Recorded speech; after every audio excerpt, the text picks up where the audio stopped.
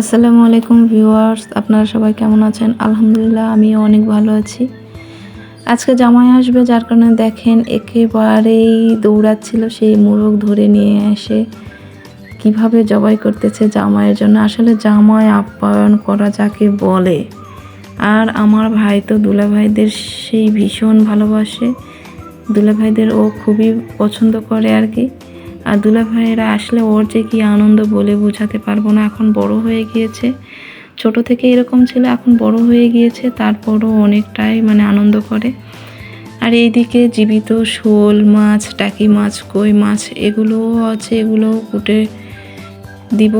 আম্মু একা আছে, আমার আপুরা চলে গিয়েছে, তো আমি হাতে হাতে আম্মুকে এগুলো একটু হেল্প করে দিচ্ছি। মাছ কেটে মুরগি কেটে দিব। আর ওইদিকে আমার আম্মু আবার মাংস এগুলো রান্না করতেছে, গরুর মাংস, হাঁসের মাংস।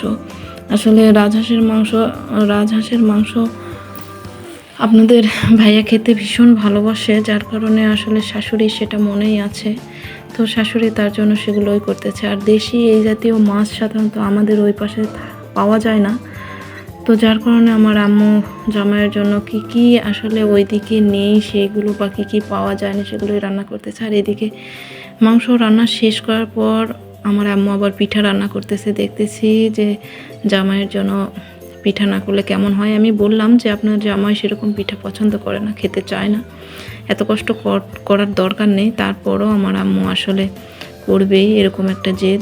তো বাজার থেকে নিয়ে এসেছে নারিকেল, সেগুলো আবার আমি কুড়ে দিলাম।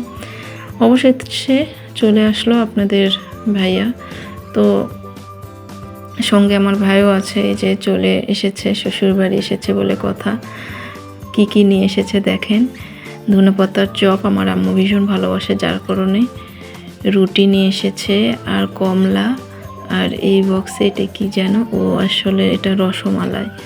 তো আসলে আমার আব্বুদের সেরকম মিষ্টি খাওয়া হবে না, যার কারণে মিষ্টি নিয়ে আসে না, ডায়াবেটিস। এরপর আমি নাস্তা রেডি করে দিয়ে দিলাম জামাইকে। আসলে নাস্তা না করালে হয়, কিন্তু জামাই তো খেতে চাচ্ছিল না, বাইরে থেকে ওর দুলাভাই একসঙ্গে খাওয়া দাওয়া করে এসেছে।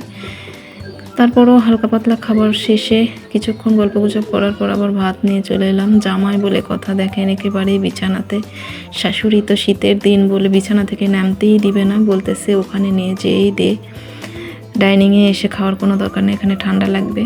তো এরপর আমি আবার রুমে নিয়ে গিয়েই দিলাম, ওখানে কম্বল মুড়ি দিয়ে বসেছিল, ওখানে হাত ধোয়, ওখানে খাবার। দেখেন কত আইটেম করেছে আমার আম্মু। জামাই বলে কথা, আসলে জামাইদের এত ভালো কপাল না, আসলে এরকম কপাল মেয়েদের কেন হয় না। ওর আদর দেখে আমারও আবার হিংসা জেগে উঠলো। তো আমি আম্মুর সঙ্গে অনেক হাসাহাসি করলাম, মজা করলাম। এদিকে আপনার ভাইয়া খাবার শুরু করে দিয়েছে। তো আলহামদুলিল্লাহ, সবাই ভালো থাকবেন, আমাদের জন্য দোয়া করবেন। আল্লাহ হাফেজ।